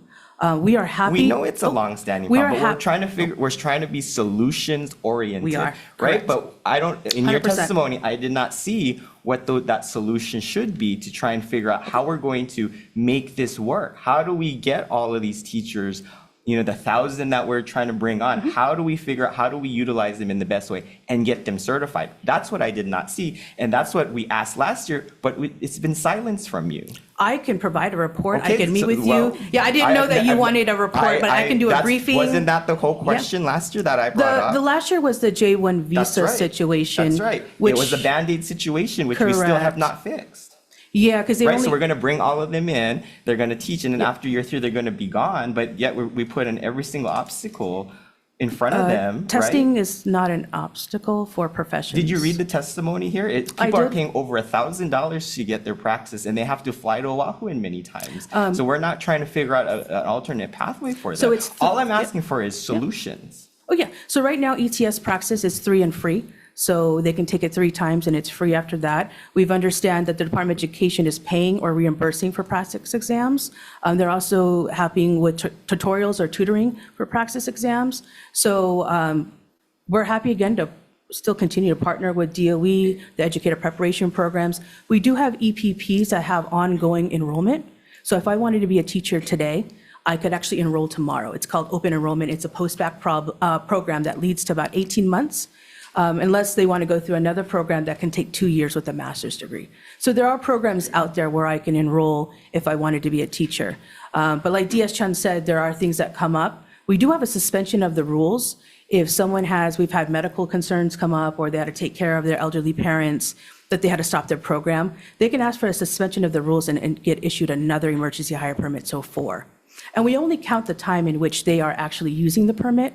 So if they have to take a break from school, employment to do something else, we don't calculate that time. So that is actually longer than 3 Okay, years. and I get it, but what I'm asking for is, if you don't like this bill, what else are you doing to create a solution so that we can take advantage of this personnel? And I have not heard that from you. All I'm hearing is excuses of what the program is currently, which we understand what the currently is, right? Yeah, the Hawaii Teacher Standards Board is not working on Band-Aids. We're looking at long-term. But we're in a So- crisis situation, and when you talk about Yeah, of long-term, we course. can't get to the long-term if we can't figure out the short-term. Yeah, we've been in a crisis for 30 years. So I think working with I the Department of understand that Education. you can say that, but when we're trying to figure out how to get things done today, right, you have not come to the table with really good solutions. I can provide a list of solutions. we're Great, I would working on. love to see them, because I have not seen them for a year. Yeah, I'm happy to provide that. Thank you, Chair. Yeah, thank you.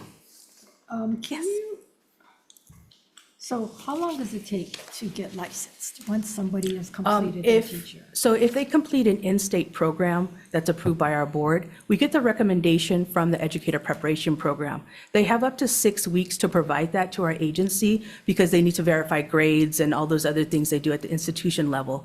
Some institutions can have a quick turnaround. As soon as they apply and that recommendation comes in, they're licensed. So it could take 2 days, 1 day, a week. It depends on the application when they actually hit submit.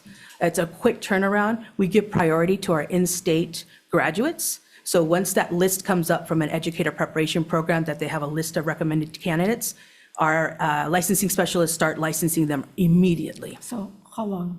I want to say everything in maybe 2 days. Because it depends on how big the numbers are. Like UH Manoa has 200 to 300. That takes a couple of days to get them all licensed. If it's smaller batches, then within the day. So if I graduate today and I put in my application today, I could get it in? We have to wait for the recommendation of the EPP, so the Educator Preparation Program. They're on their side, they have to verify their grades, and there's no outstanding balances, and then they submit the recommendation to us. So once we get that recommendation in, we've had people have pending applications in waiting for the recommendation to come in from the EPP, and as soon as that happens, our licensing specialist process. Okay.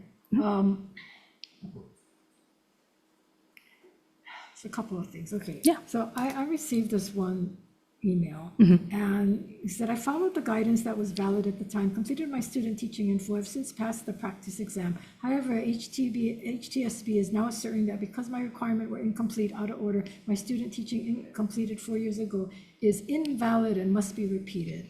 This requirement is being imposed even though I have taught science for the past 4 years at a Title I public school, first as an emergency hire and now as a long-term substitute.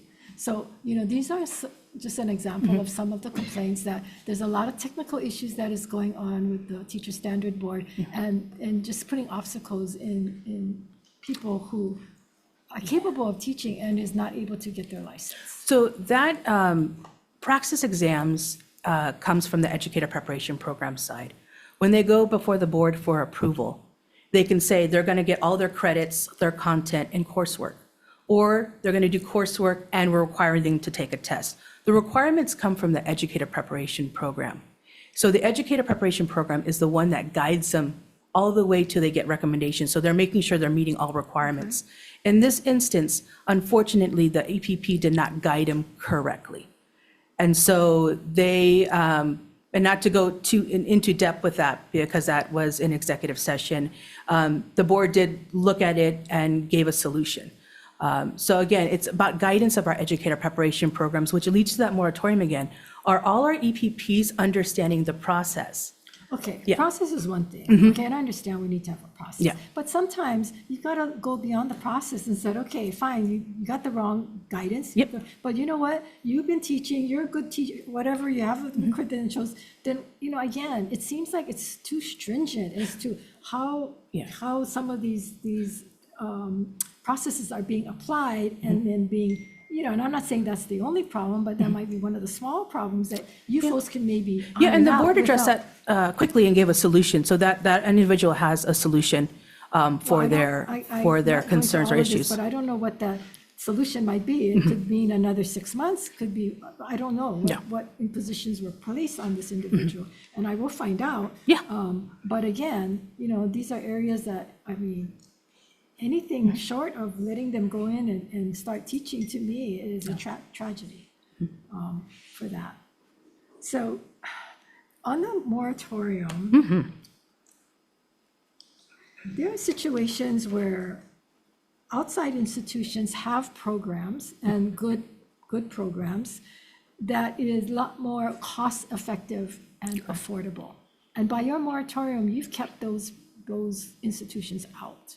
It'll be up in December I while know, we're but in the fixing our meantime, insight. Yes. We've lost a whole year of having these people who have gone through their programs not being recognized because you folks have had this moratorium, not accepted these. These individuals can also go, because of that SARA federal law, they can also go to that state and be issued a license as well and use reciprocity. They're local people Yeah, I taking it know. online. Correct. And they went there because, one, the university might not offer it, and two, they were too expensive. It was double the price here, unfortunately. So we were able to get on another university, and yet they applied and couldn't get in because you folks had a moratorium. And to me, I don't know why you couldn't do it on a case-by-case basis, because it doesn't stop you from making exceptions. So again, We're talking 50 students at a time. no one has applied since the moratorium. So again, we've encouraged them to They apply. didn't apply because they were told Yeah. there was a moratorium and Yeah. that they weren't recognized, this institution was not recognized. We told each EPP that is from the continent if they wanted to start the process, because once they apply, it's not automatic overnight. It takes a couple of years to get approved because they have to go be vetted, make sure they're nationally accredited. So we've actually encouraged EPPs to start getting on top of that process now, so when it opens up, then they have their application ready to go. Felicia, people from HSTA has talked to you. Yes, of course. Have tried to resolve this issue. Correct. Without being resolved. Correct. Well, we gave them options, and again. Well, the options that you gave them were not satisfactory or did not meet what was needed. And again, these were licensed, or people that need to get the license in order to fill some of these gaps, or in the counselor areas and so forth, that we're really lacking. Yeah, and we try to push them towards our in-state counseling programs because they're not full. Yeah, but they're expensive. They cost double the price. Do you know that? Oh, yeah, because Chaminade is a private one, and UH Manoa started theirs. I'm not sure what deal that Haido has with UH Manoa, because I know there are some scholarships grants similar with Chaminade as well. Well, again, you're getting, the whole point of the matter is there are options out there that is very limited. Oh, yeah, 100%. I agree with you. Yes. To our students, and you folks are an obstacle at this point in that. And those are the concerns that we have, and I hope that you hear the concerns. Definitely, Because these definitely. bills then are going to be continually pushed, and you're going to continue to come in and oppose that, and that's not going to help us solve the problem. I agree. I Thank agree. you. Anybody else? So, no? Okay. Thank very you. much. Okay, we're getting there. Okay, Senate Bill 2091. Relating to school buses, establishes multiple Department of Education programs to address the statewide shortage of school bus drivers, including a recruitment grant program, a recruitment special fund, a repayment signing bonus program, and a school bus driver outreach and pathway program. Requires detailed quarterly report to the legislature and appropriate funds to support these initiatives. Maybe we should also have a recruitment grant program for teachers as well as bus drivers. Having said that, let's see. Attorney General's office. I know you're not Ann, so can you identify yourself? Oh, you're the other Ann, okay. Good afternoon. Good afternoon. Chair Kim, Vice Chair Kidani, members, Ann Horiuchi from the Department of the Attorney General. As we noted in our testimony, with regard to the grant program, in our testimony, we suggested some standards that could be inserted into the bill that would address the potential constitutional issue. Also, with regard to the grant program and the signing bonuses, we've suggested some language that would address the potential need for repayment of both of those items, and we've also addressed some typographical errors in the bill. Thank you. I'll be available for questions. Thank you very much. Daintree? Hi, Daintree. Chair, Vice Chair, committee members, Daintree Bartola, Executive Director for the Hawaii State Council on Developmental Disabilities. And we are in strong support of this measure, and we'd like to stand on our written testimony, emphasizing that individuals with disabilities, they really rely on the sped bus to get to and from school. And when there's a shortage, that bus takes the least amount of children, so kiddos to school. So typically, that's the bus driver that will not be there, and they'll take that bus driver to drive the larger buses to bring more school kids to school, which makes sense. But it does hamper our individuals from getting, sped students, from getting the education they desire and need, and there's no other alternatives. So we really are a strong advocate for this bill to be passed. Thank you so much. I have a quick question. I know we're not asking till the end, but does the handicap buses take students to school at all? Not children, Not because of the children, age. only adults. Mhm. Okay, thank you. You're welcome. Okay, Keith Hayashi, DOE.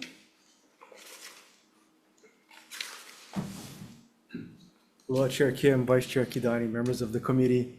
Sean Tajima, Assistant Superintendent, reporting for the Department of Education. The department stands on its written testimony, which provides comments on this measure, and we stand by for questions. Okay, when you say comments, can you specifically tell us what it might be as far as in support or concerns? Because you got to remember, people watching, they have no idea what you're standing on. So in our testimony, the Department of Education appreciates the opportunity to provide these comments, proposing a range of state-administered initiatives to address the statewide school bus driver shortage. Can you know that part? Can you just get to what the initial concerns are? Okay. The issues that we have are, while we support financial incentives for bus drivers, it's being that our bus drivers are private contractors, it's giving financial incentives to private contractors. That's the crux of our issue. Thank you very much for that. Okay. Michelle Galimba, in support. Tom Yamachika from the Tax Foundation. Thank you, Chair, Vice Chair. Tom Yamachika from Tax Foundation of Hawaii. Our primary concerns with the special fund.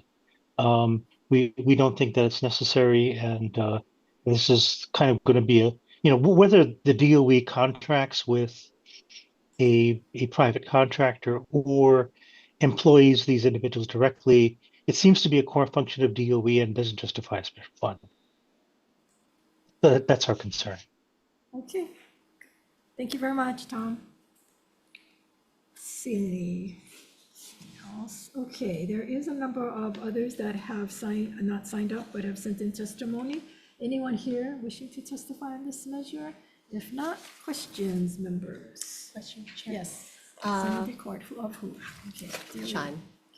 So sorry, what was your title again? Assistant Superintendent for Office of Campus Operations and Support, new office. Oh, boy. Okay. Oh, you guys like I doing still that. have to remember that too, yeah. Creating new offices. So a part of your testimony shared a few things, but what I kind of really want to highlight is the statement that you had kind of just made about, not really wanting to release funds to contracts, yet DOE has millions upon millions of dollars being spent to contracts. So do you believe that that's a contradictory statement, saying you don't want to give money to contracts to help kids to go to school, but you're fine with giving contracts for engineers, architects, so on and so forth? So do you not think that getting our kids to school is a priority enough to have it be contracted to a private firm? So we are contracting our bus services right now. And I think the issue with I think we agree with the intent of the bill, which is to give financial incentives to bus drivers to recruit and retain them. We agree that, we feel that that is the highest lever to recruit and retain bus drivers. The issue is that with the bill, we'd be putting more money to the private contractors. And while we do agree it is a worthwhile investment, I think we're trying to be fiscally responsible with this also. So currently, with the contracts, the bus companies already have the mechanism to do that themselves. And looking at, I know we don't want to continue more of the same, and we want to do things differently to result in an impact.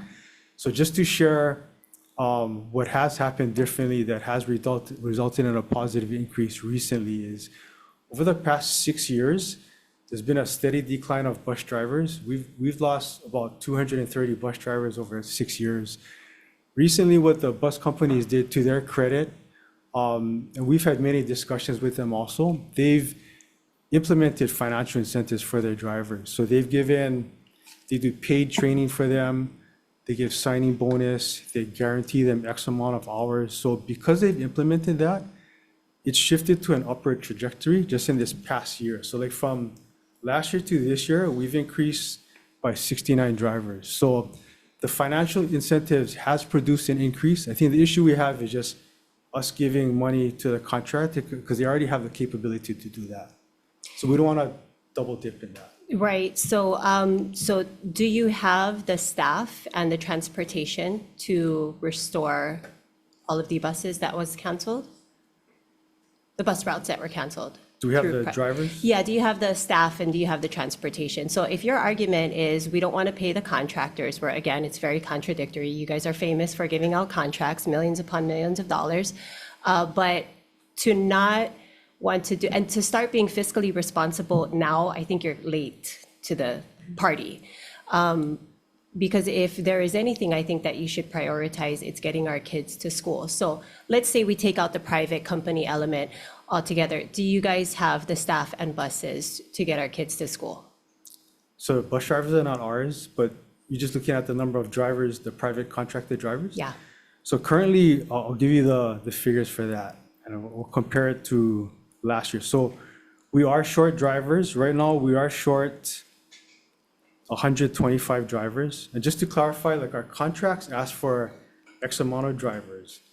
That doesn't equal the amount of routes that we ask for. So like for the drivers we ask for is 410 drivers, and that's to run 340 routes. And the reason why it's different is we ask for more drivers than routes because drivers call in sick. So we want the bench that when somebody's out, doesn't disrupt the routes and we can have them come in. So right now we are short 125 drivers, which we're not happy being there, and we're trying hard to recoup that.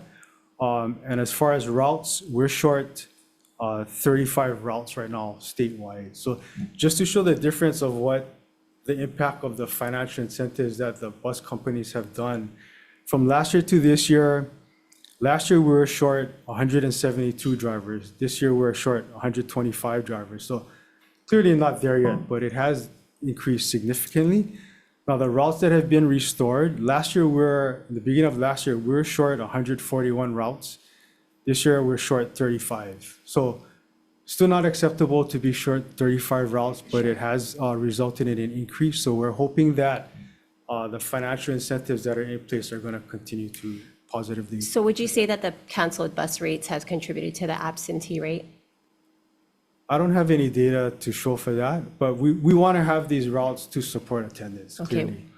Well, I think I can safely say that it has contributed to the absenteeism, at least on my side, where we're in a very rural area. So the city buses don't come, you know, in the deep parts of Pa'akea Road or Hakimo Road, or real up far deep in where kids have to walk out just to be on a main strip just to catch the city bus, which in fact, since the buses were canceled and DOE has put money towards bus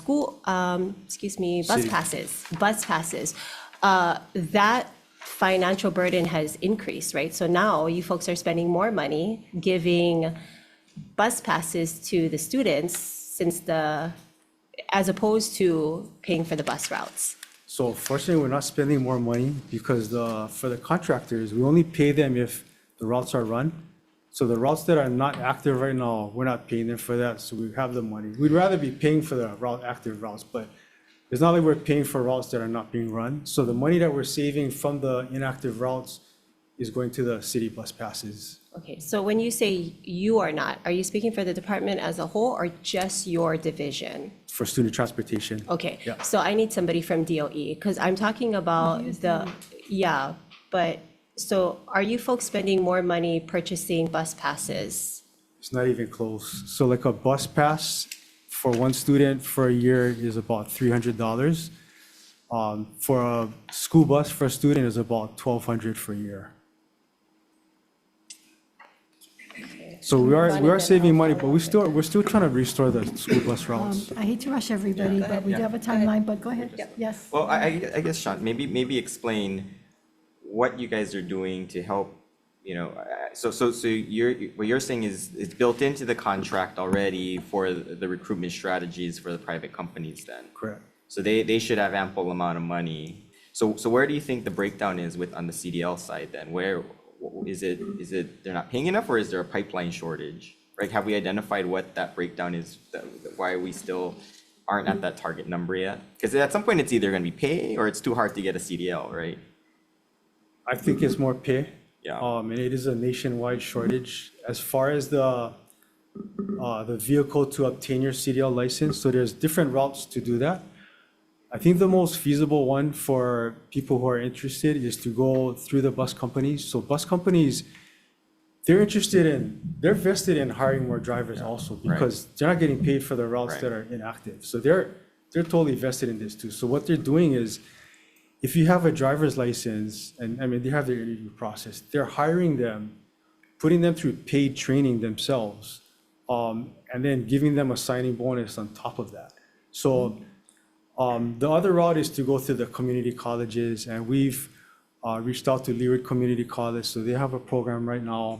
But that one is kind of on your own, and then when they go through that program, there's no guarantee they're going to be a school bus driver. They might go be a truck driver, right? So the better route is to go to the bus contractor, because now they have a captive audience and they can have their things in place to make them commit to all these. Yeah, it's free to them. Well, they get paid while they're being trained, right? Yeah. Well, thank you, Chair. I know we have time constraints, so we'll move on. Yeah, what does the bus driver make, do you know? Pretty good, no? I mean, It's pretty good now. Yeah. Good, huh? I want to say it's 30 an hour. 30 an hour. 30 an hour? Yeah, and the signing bonus is about, depending on the company, it's about 1,000 or 3,000. And they guarantee like X amount of hours too.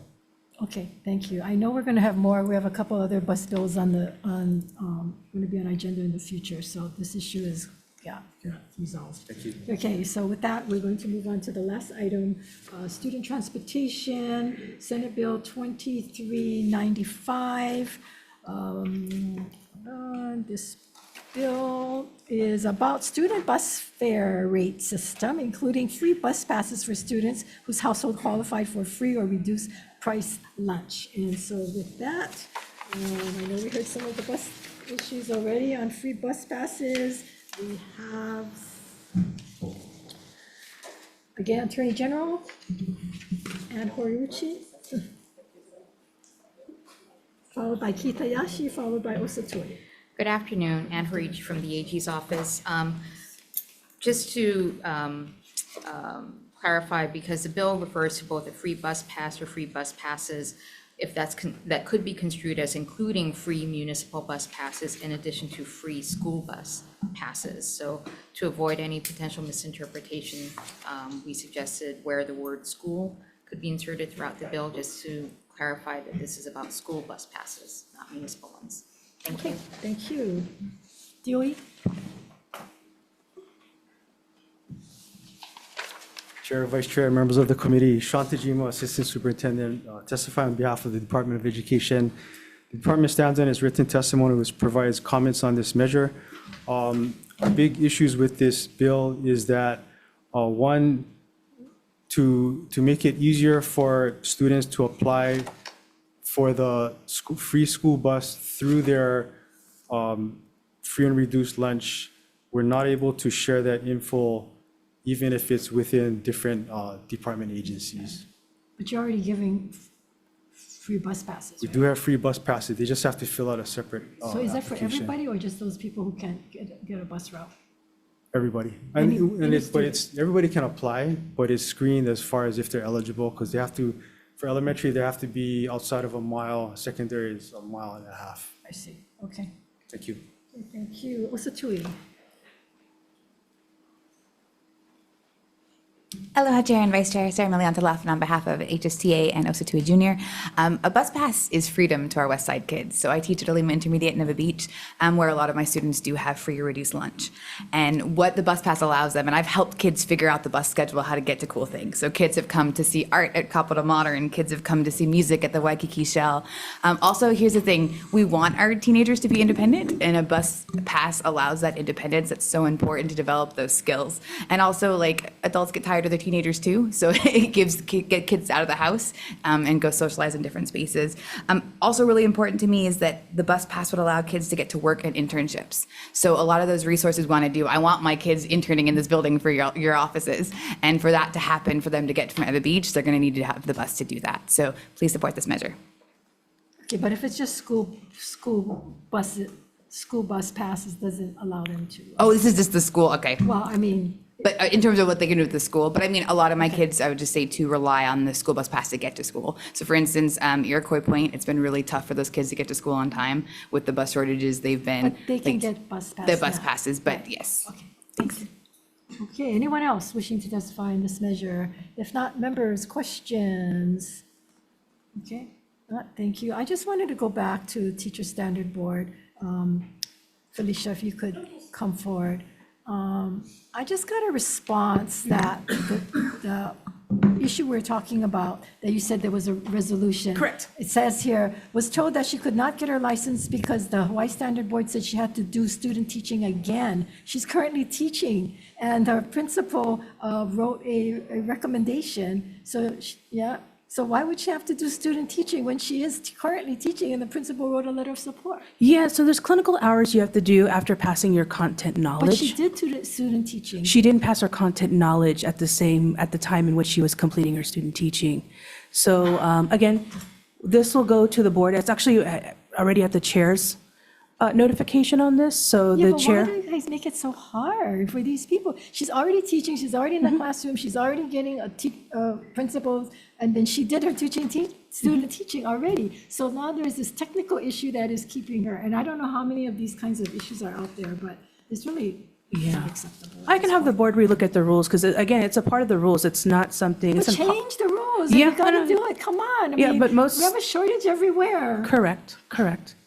So be part of the solution and not part of the problem, I please. will relay your message to the board. Thank you. Thank you. Yep.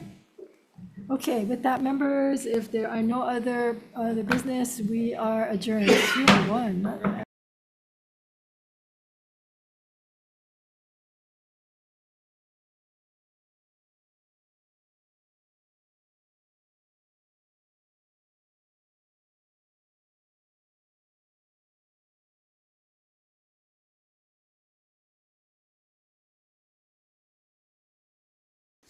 Okay, members, we are in decision-making, starting with, do you have the voting sheets? Voting sheets? Yeah. Vice Chair. Senate Bill 2024 relating to charter school facilities. This is a pilot project and it will go before Ways and Means members. So if there are other issues that need to be resolved, we can do it at that point, especially on the money issue. There is some technical and non-substantive amendments for clarity and consistency. And so the recommendation is to pass with amendments. Any discussion on this?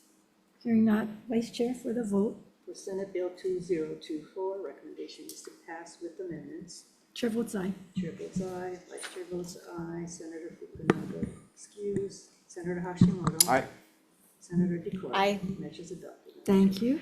Senate Bill 2163 relating to public charter schools, and this is for the audits. You know, based on the auditor's testimony and whatever else we heard here, I'm going to defer this measure and put the onus on the charter school to make sure that you heed to the deadlines and that you folks make whatever changes to make so that you don't have to go through another audit in your best interest and everybody else's best interest. Okay, so deferred indefinitely. For Senate Bill 2125, this is relating to teacher licensing, removes the 3-year employment limit for unlicensed teachers. Members, you know, I hear both sides of the argument. We want licensed teachers teaching our students, but at the same time, what is the alternative? The alternative is having no teacher in the classroom. That is also not acceptable. What happens in the rural areas? And so I'd like to recommend at this point, because the concerns about being into perpetuity, that we amend it to say 5 years. I know there's another bill out there, and put a 5-year on that. But at the same time, also, in the committee report, we'd like to talk about the obstacles that are facing some of this licensing, and that it is not intended to be a long-term solution. But certainly, it seems as though it takes anywhere from 2 to 3 years already to, if everything goes right, to be able to be at that licensing point. And yet, there are other obstacles. So I think that, 5 years may be a reasonable number at this point in time. We don't have all the data. Hopefully, we'll get some data by the time it gets to Ways and Means. So any discussion? Hearing no discussion, Vice Chair, recommendation is to pass with amendments. Senate Bill 2125, to pass with amendments. Chair Ricardo Kim. Aye. Vice Chair votes aye, Senator Fukunaga excused, Senator Hashimoto. Aye. Senator Decroix. Aye. Measures adopted, Madam Thank Chair. you. For Senate Bill 2091, I think this measure needs a lot more discussion. This grant program, the concerns around that, about bonuses and so forth, really needs to be vetted better. And so I'm going to recommend we defer this measure. We have other bus bills coming up, and we can always take out measures from here and include it into the upcoming bills. So deferred. And then for Senate Bill 2395, I also recommend that we defer it at this time. The DOE is in fact giving out school buses, and then if we find that it's not adequate, then we can revive this measure. Any discussion? Hearing none. We are adjourned.